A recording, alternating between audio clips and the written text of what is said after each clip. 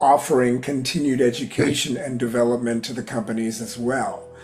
Whereas for many, many years, I've been a one and done speaker. I put on a show, the show's done, and I'll see you maybe in 3 or 4 years. Whereas the Everyday Rockstar it's more of a teaser to enable companies to continue the education and be able to measure the results. So we also give the audience members assessments. We call it the impact index, where you can actually measure the impact you are having. And your book impacts the world.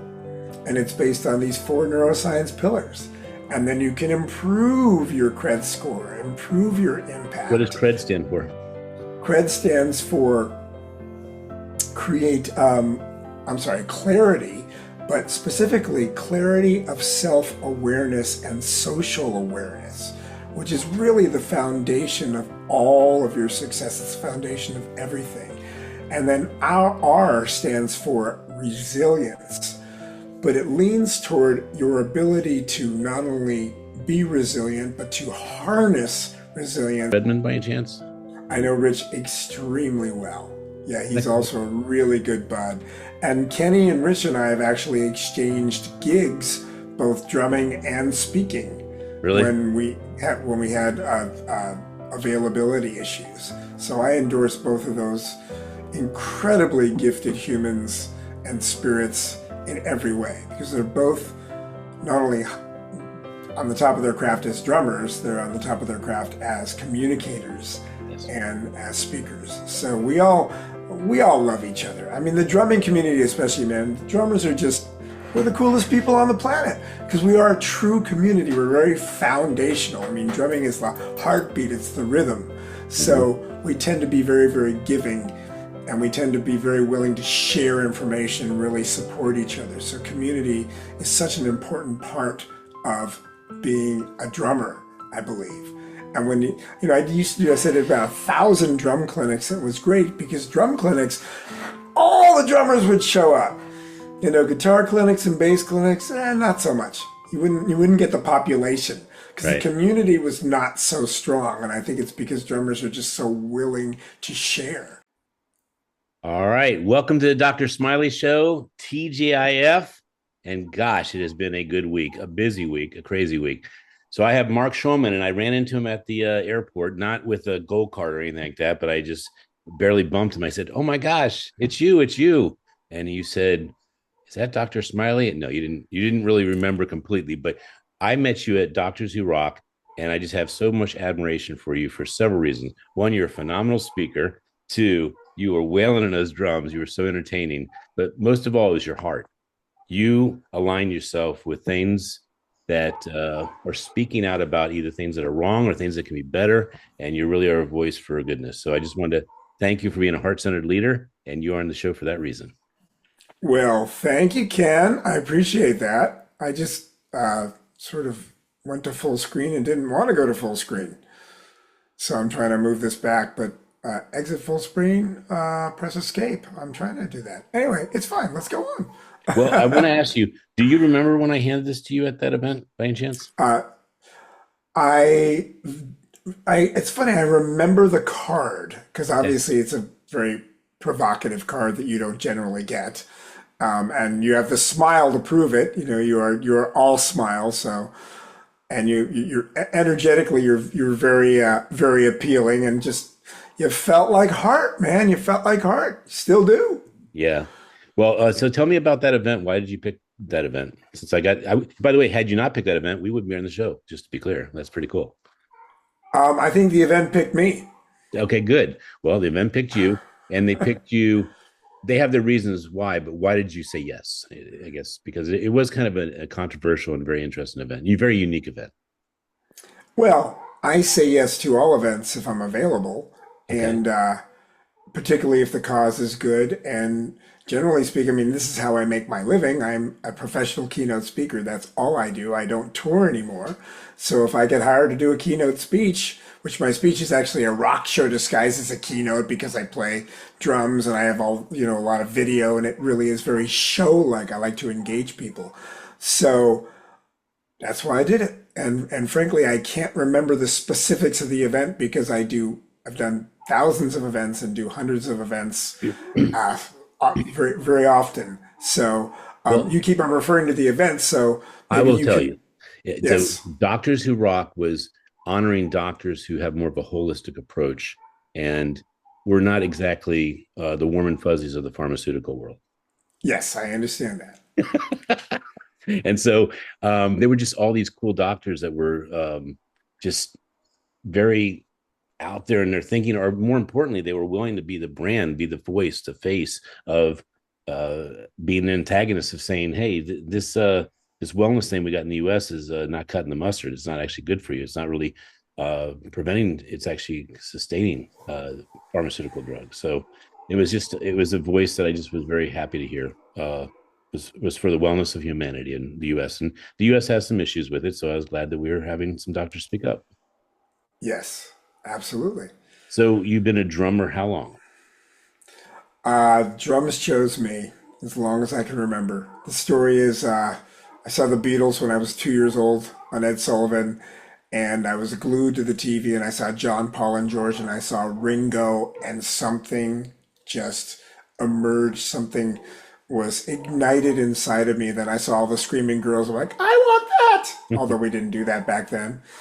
And I just had this proclivity toward being able to play. I sat down at a drum set when I was 5 years old. I could play. I knew all the drum parts of the drum set. I would just, it was just an intuition. It was like I was born into this life as a drummer. My parent and I came from a family of professors, and my professorial parents, the last thing they wanted was, a kid with a decent IQ, as they would say, to become a professional drummer. So, I went through a couple of years of college. I just quit college, started playing drums full time, and never turned back. But I started to realize that I had the teaching gene as well. Started doing music clinics, drum clinics, did about 1,000 of those. And a dear friend, a drummer of mine, the late great Dom Famularo, who was very motivating, he talked about how he had been offered a corporate gig once because he was so motivating in his drum clinics.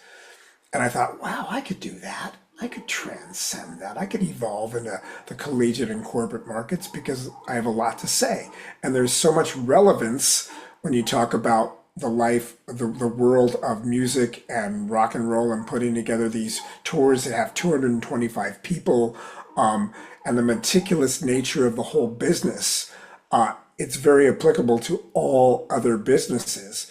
So I started really learning and studying the corporate market and understanding their desires, their pains, their needs, and how I could relate my experience, my knowledge, and be of service to them.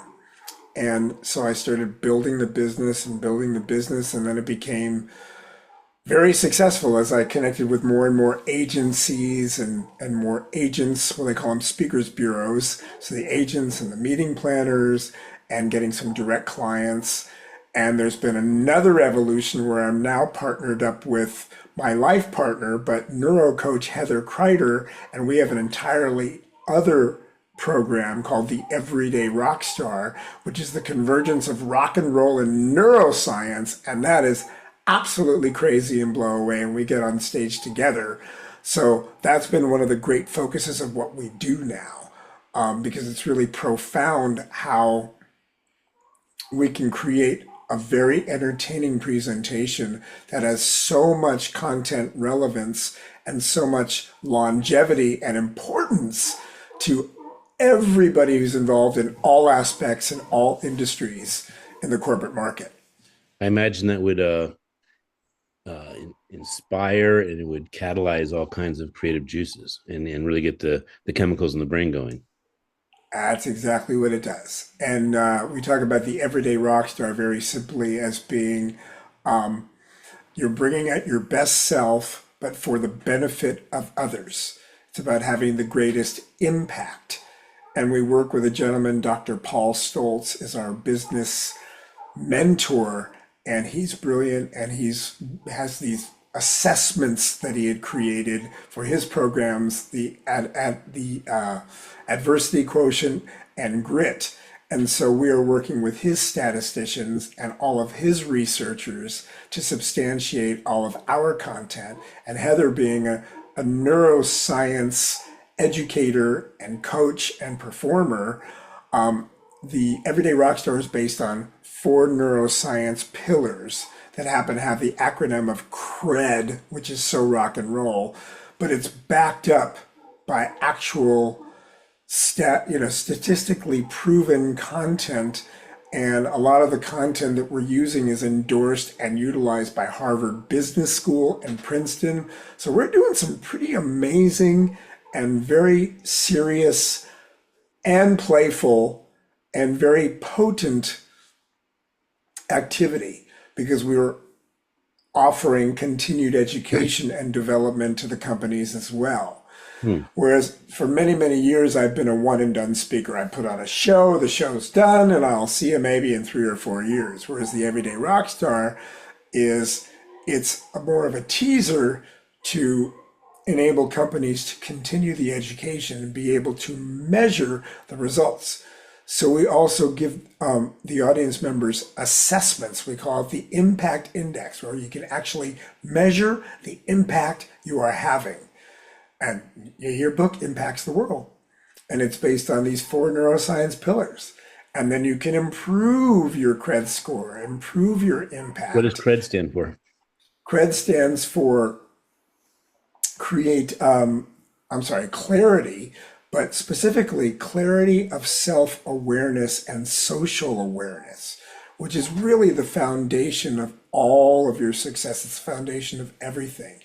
And then our R stands for resilience, but it leans toward your ability to not only be resilient, but to harness resilience and harness adversity in the times where it matters most. And E began as empathy, and then we expanded it to E cubed, because empathy unto itself can actually simply cause depression. Empathy with action, or as Heather says, empathy in motion, and the E cubed is energy and effort behind the empathy. So with the empathy, you're doing something about it. You're providing action as part of who you are. And D is essentially your grit. It's your ability to deliver and really produce at the times where it matters most. And we have all sorts of training, and as I said, thousands of hours of backup and research to endorse these concepts. And we've built all of this content.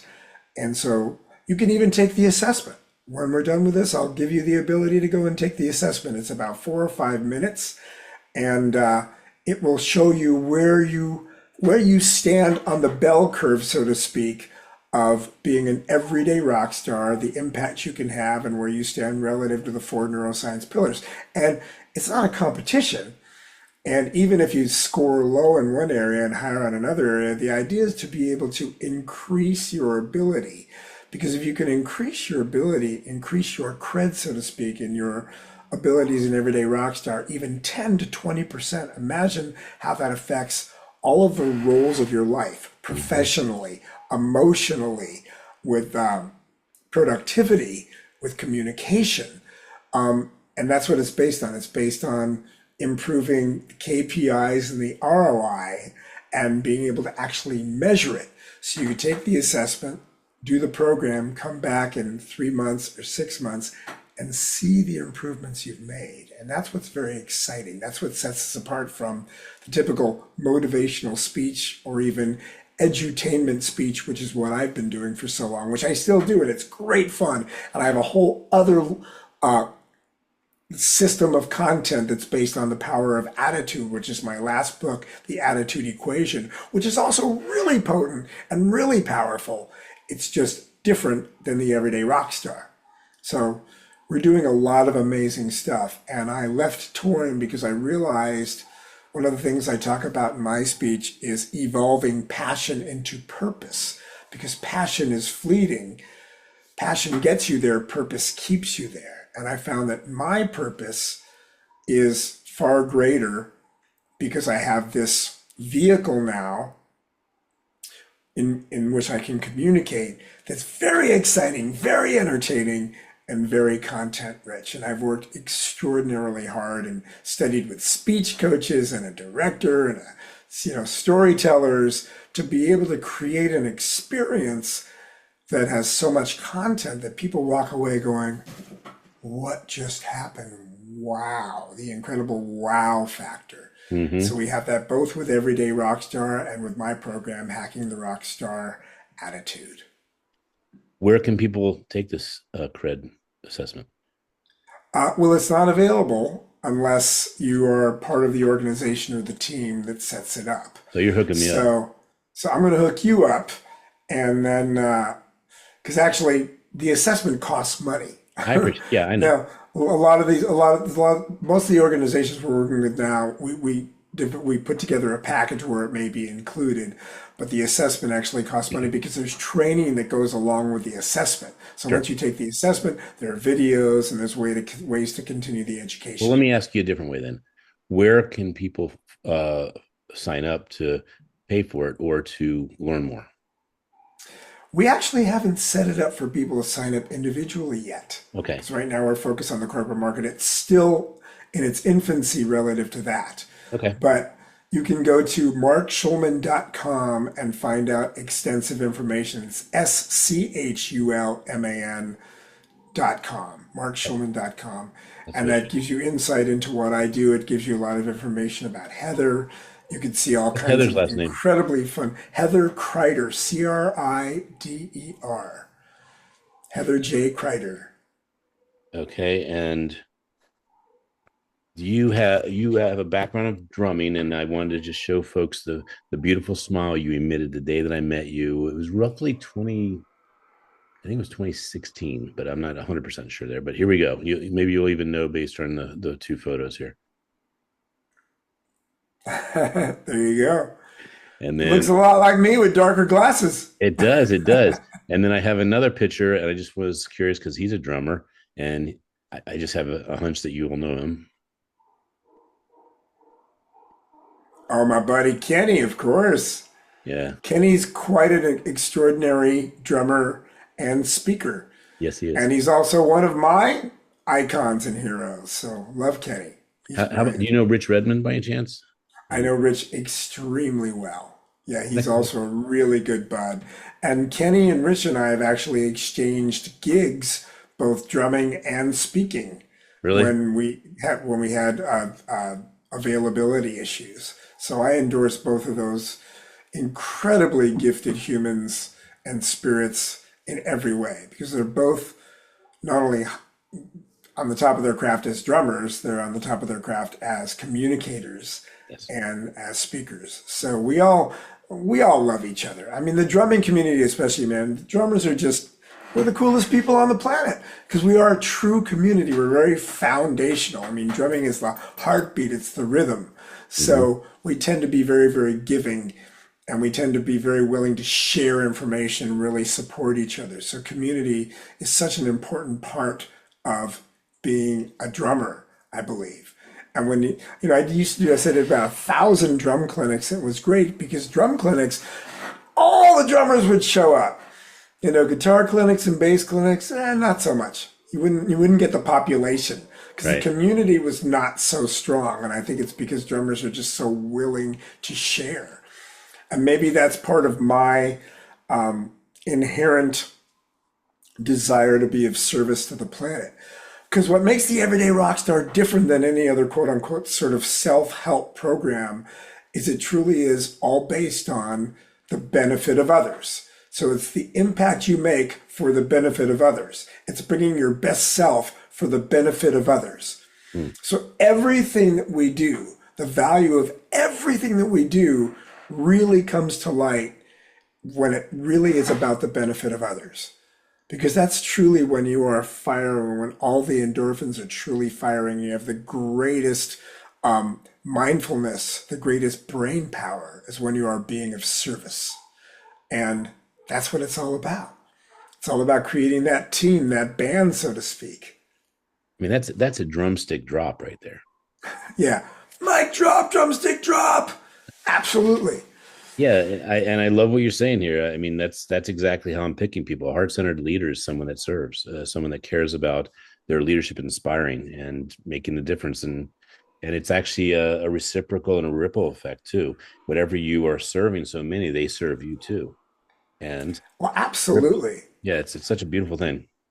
I mean, I spent the last 14 years of my career touring with Pink, and that woman is more committed than any artist I know to her audience. She is so committed. She not only does the death-defying stunts she does, she's willing to risk her life every single night. But every single night, I did 800 gigs with her, and every single night, she would always literally lie on the front of the satellite stage, and she'd sign autographs, and she'd take photos. The fans are right there. They're touching her. She'd be hugging the fans, signing autographs, taking photos, and she must have signed a bunch of body parts. She would always sign shoulders and arms and necks, and there got to be thousands and thousands of humans on this planet with Pink's autograph tattooed on their skin. Talk about having an impact for the benefit of others.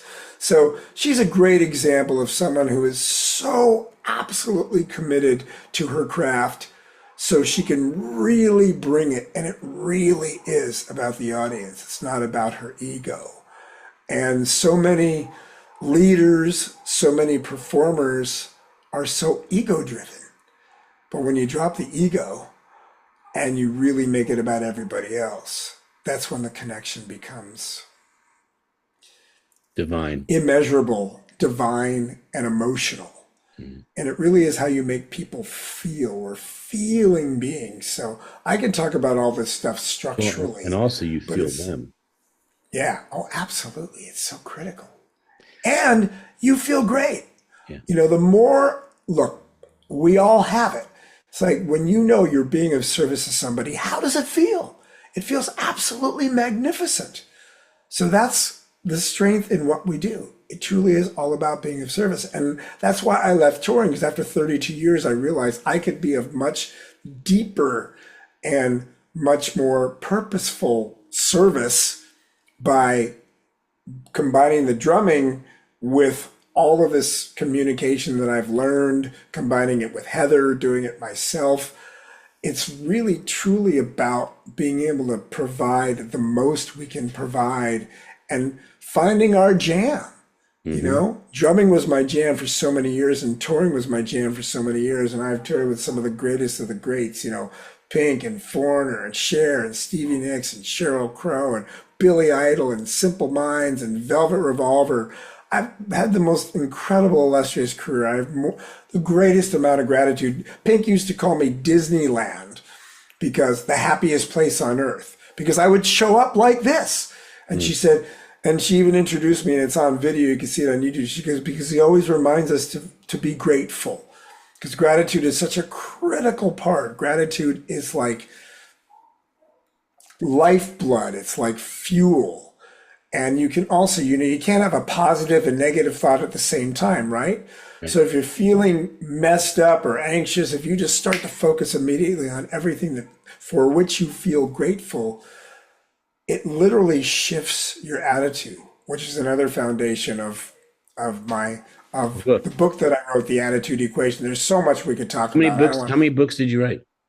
I've written 2. The first one's called Conquering Life's Stage Fright: 3 Steps to Top Performance. And that's based on the 3 C's: clarity, capability, and confidence. That clarity is different than the clarity that ERS is. And the foundation of that is essentially the more clarity you have about yourself, about, social awareness, about circumstances, about everything, that's what dictates what you do. So that's what dictates developing your capability. The more clarity, then the cleaner and more severe your capability. And that's what leads to actual confidence as opposed to false confidence. So it really is a formula, and that's also anecdotal. In both books, I interviewed a lot of different people, a lot of different very famous people to get their take on it. The difference is I would just use snippets of their interviews in the first book, whereas the second book is all interviews. Like basically, they're a little abridged, but I interviewed everybody from like all the both the drummers you talked about, Kenny and Rich, to Grant Cardone, to the late great Tony Hsieh, to Howie Mandel, to Judd Apatow, the great, Wow, producer, director, writer, to Martina Navratilova, people in all walks of life, that's great. about their experience with the power of attitude, because essentially we cannot control what happens to us so much of the time, but at any point in time, you can control your attitude. You can do it right now. And all that takes is making a decision to choose an attitude that serves you. And making a decision means you cut off all other possibilities. You make an agreement with yourself. And your attitude, this is where it gets really amazing. It's so simple, but it's so profound. Think about this. Your attitude is actually what drives your behavior. And one attitude can drive many behaviors. And then your behavior is what determines the consequences or outcomes of your life. And one behavior can drive many consequences. So the formula is ABC, attitude, behavior, consequence. And that was actually created by my co-writer and a gentleman who's been one of my mentors for 35 years, Dr. Jim Samuels, who's one of the most brilliant thinkers on the planet. And so I took that concept and I interviewed all these people and I created a whole rock show disguised as a keynote around these concepts. The book is really fun because you really get to know these people and find out how attitude not only affected, their successes, but it affected, their failures as well. So, both books are very, very critical and are, I believe, really fun reads. Conquering Life Stage Fright, there you see, and then The Attitude Equation. That's the recent book. So feel free. Thank you for the little plug there. Everything's on Amazon. Well, I have 300 books that I have the word shift because of that exact description of what you said. If you smile, Yeah. shift whatever Oh, funky absolutely. stuff you had. I was remiss in jumping in this interview without asking you, were you born in California? Is that where you started? I'm born and raised in Los Angeles. I'm one of the few entertainment professionals who isn't an import. I actually got but the interesting thing is, so I grew up and I was raised here, but then I moved to Portland, Oregon for about 4 years, which was wonderful. I loved Portland, and that's like a big, small town. But the wonderful thing about getting out and coming back is when I came back, I wasn't so myopic. I got to see, oh, this is what everybody else sees when they move here to be in the entertainment industry or whatever other industry they happen to choose. Um, you know how to read music? Yes, that's imperative. I actually grew up playing cello in orchestras. So even before I technically took drum lessons, I could read drum music because I already knew, at least I would take the rhythmic aspects of what I learned from reading cello music, how to read, the rhythms, quarter notes, half notes, eighth notes, 16th notes, started applying that to drums. So by the time I started taking my first drum lessons, I could already read. Reading music is important because it's like being able to read words. By reading music, you can then communicate. It's your vocabulary. I mean, there are and have been savants like Buddy Rich, who's still all of us believe is the greatest drummer that ever lived. He couldn't read a note, but he also had a photographic memory. When they'd write charts, they'd bring in another drummer. The drummer would play it down once, and Buddy would remember it. But he was an exception. Quite Well, a. Ringo couldn't read music apparently, based on the trivia I've read. Yes, that's true. In fact, all the Beatles couldn't. Come over here, Kenny. So my son is off for spring break, and What's up, Kenny? Cool hair, man. there's a cool drummer here that I ran into at the airport, and I just remember him because of his smile and his energy, and his hair was different, so it couldn't be your hair, that it was your smile that I remembered. And Well, the hair's kind of, the hair has a mind of its own. It never looks exactly the same every day. It just does what it wants to do, and I just go along with it. So, okay, hair, what do we got today? Hair the reason I today. brought him in is I said, so I have this thing about when God tells me a word, I say, if I hear that word and something's supposed to happen, the word was cello. That's funny. He plays the cello. That's so awesome. I played cello on the Pink tour. You might not know who Pink is, Remember but Pink? Pink is one of the really, really famous artists. Uh, you know, I'll arena, show him to stadium it. tours. Yeah. Anyway, the second or third tour, we'd always come out on the front of the stage. So we're playing for, say, 20 to 50,000, even more people. We had a satellite stage. So on one of the tours, we had, on a couple of tours, we had Jesse playing violin, And Jesse had also played with the Foo Fighters. And then Eva, who also plays stand-up bass, we came out and we created this little string section. It was a song that didn't have drums and did have strings. We'd come out and we had this little string section in front, and I played cello. And it was really wild jumping from drums to cello. And I don't even call myself a cellist because I don't practice enough, with all due respect to cellists. But that gave me a great musical foundation and really trained my ear, and was able to enable me to be a more effective producer, because when you play a fretless instrument, you really need to pay attention to your intonation, as you know, right? Because you need to be constantly adjusting to make sure that you're in tune. Because nothing is worse than a fretless instrument like a violin, viola, cello, or even fretless bass, if it's out of tune. So it really requires constant adjustment, to make sure that everything is perfect, especially with your learning, when you're learning. Well, he's more of a pianist, but he's a cellist at his middle school. But how many hours do you practice a day? I don't practice. I don't. No, back in the day. Back in the day. I would have practiced maybe up to 3 hours a day. I've never been the guy that had the sticks in his hand and was practicing 8, 10 hours a day like a lot of drummers did. I was more interested in playing in bands. So I did my share of practicing to get my skill level together. And it obviously paid off, but I also started playing in bands so early. I was working on the weekends. I really wanted to be in the marching band in high school. I was playing music every weekend. I was making money, putting on a tux and playing weddings and bar mitzvahs and school dances and walking away with $150, back in the day. That was good money back then. But I did my share of practicing, and I actually got even more. I learned also so much when I taught. I started teaching it when I was 19. And that's when I was really breaking down so many of the fundamentals, and that helped me to be a better drummer because I was inspired to break down the fundamentals for others. And then in my 20s, I got really deep into studying very complex music and learned a bunch of Frank Zappa music and complex rhythms and all kinds of stuff. So I've gone through these phases where I'll practice a lot and really get motivated to learn new stuff. Well, before he leaves, I just wanted to make sure, do you have any question you have for Mark? You good? So say have a great day. Happy Easter, all that good stuff. Yeah. Thanks, man. And you win for coolest hair.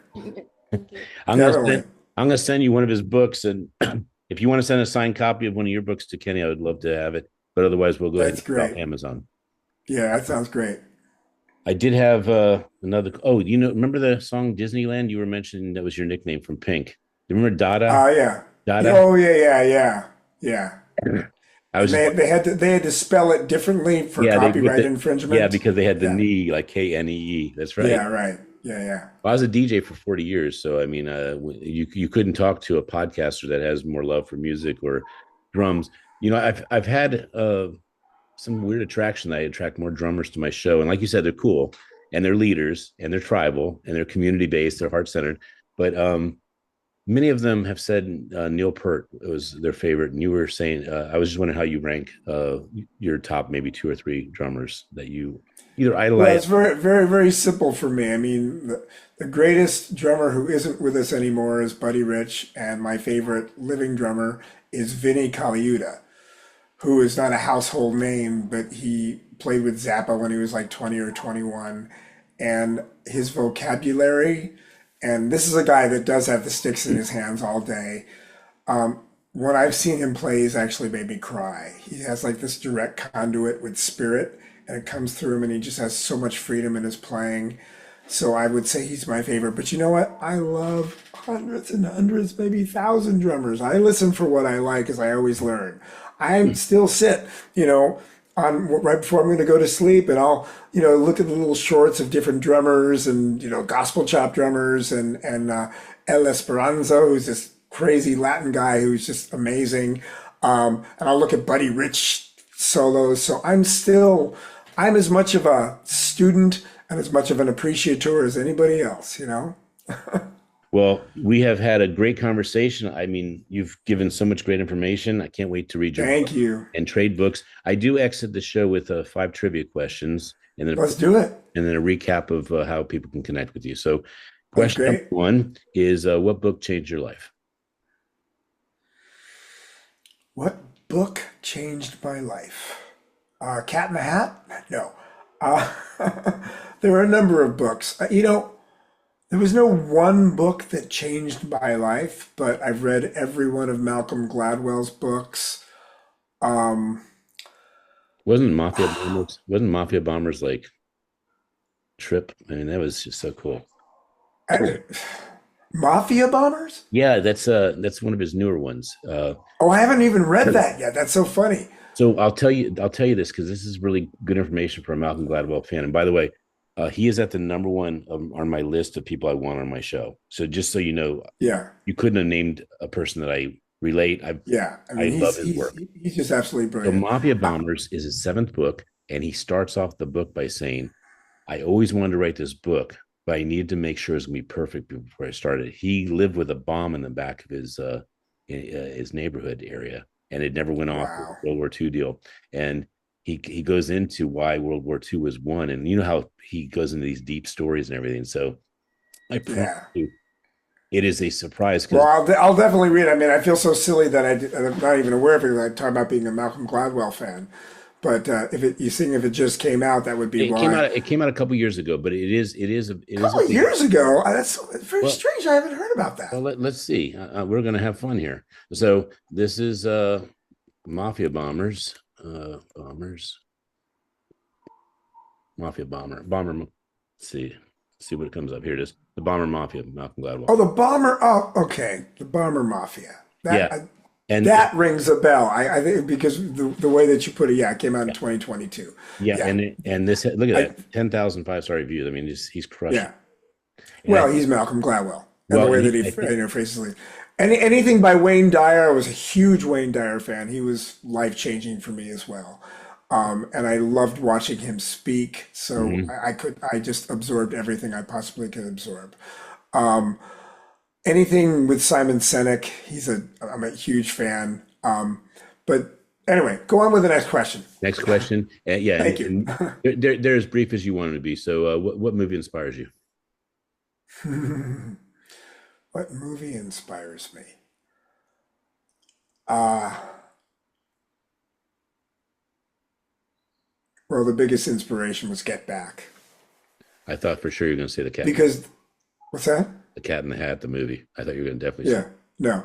Get Back was, well, as the biggest Beatles fan Yeah, of anybody I know people would challenge me on that, but I felt like I was on sacred ground. I've watched that movie so many times, like being a fly on the wall, being able to actually be a part of that. That's been one of the biggest fantasies I've always had. So, I was born on a day where the Beatles had a number one song, had what? Which song? "A Hard Day's Night." Excellent, man. That's fantastic. Well, I mean, don't get me started on the Beatles. I'm the ultra fan, and I had an amazing conversation with Paul McCartney once. I was really blessed because we played with McCartney in the Isle of Wight with Pink, No way. and it was such a magnificent. It's like all of my inhibitions just went away. This is like my biggest, uh, probably the guy that would be. I'm like the biggest fan, or would be the person that I would want to spend time with more than any other person. And it's like he was so down to earth. We were just two blokes sitting there talking. I was so overwhelmed after the conversation. I literally went in the dressing room and just started bawling my eyes out. I bet. I've met Ringo as well, but I haven't had a chance to really talk to Ringo. And of course, Ringo is on that on that level as well. But McCartney and Stevie Wonder are my favorite songwriters. So I haven't had a chance to chat with Stevie. I briefly met him, but I worked with the other Stevie, Stevie Nicks. Hmm.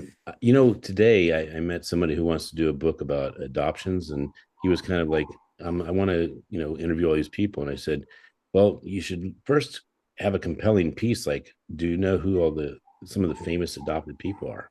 Right. Yeah, of course. And Steve Jobs is, of course, one of them. But I didn't know John Lennon was. Yeah, And Marilyn Monroe, Bill Clinton. I mean, it was yeah, unbelievable. But when I saw John Lennon, I said, you learn something every day when you do searches and you have inquiries. So I yeah, would love to talk to you another time about the Beatles. Certainly not on this podcast because it's about you. yeah. But man, what a treasure it is for you to know that We'll much. talk about that later. You got What are it. your other questions, man? I got two other questions for you. Well, no, three. I'm sorry. What song gets you going? What song, huh? What song gets you going? Like, what song do you love to hear? What song gets me going? Yeah. Too many to mention. All right. Too many to mention. And who would you like to meet? Who would you like to meet you haven't met? First person that comes to mind is Obama. Okay. I And read last, his first book when he was just a senator, and I was very just I've been inspired by the guy for a long, long time. So I'd like to meet Obama. let's make it happen. All right. Last one for you. What quote do you live by?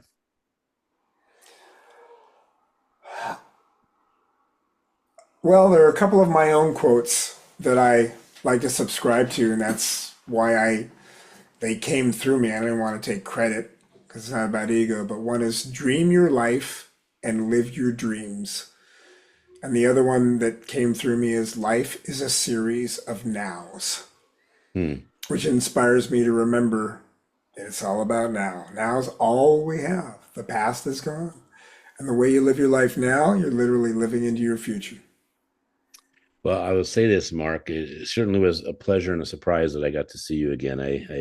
You travel to airports, you travel all these events, and you get lucky if you keep your eyes open. There's this new thing I'm learning called AI, and it's not artificial Yeah, intelligence; it's awareness intelligence. there you go. I love that. I might So even borrow that. you may, I hope you do. So it's really good to see you again, and what a blessing you are. And anything I can do to support you. How do people again connect with you?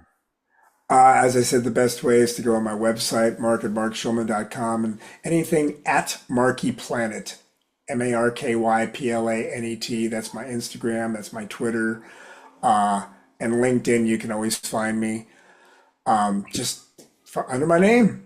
So You got it. I'm very easy to find and very easy to communicate with, and I love to communicate with people. So feel free to reach out about anything All right. And your Instagram? You said at Marky Planet, at Marky Planet. I just want to make sure I and got it. that's also my Twitter. Cool. All Which right. Twitter I haven't gone to in a long time, but our social media person, I might post on Instagram, and then we have the social media folks then, which actually is Heather's daughter right now, Audrey. She's doing most of our social media, That's cool. and she'll then transpose it to all the other social media platforms. So All right. Well, this is Dr. Smiley Show. You've just heard from Mark Schulman, drummer, leader, entertainer, philanthropist, and so much more. So I'm so blessed to have had some time with you, and we look forward to putting you in the book and giving you a shout out for all the goodness you create.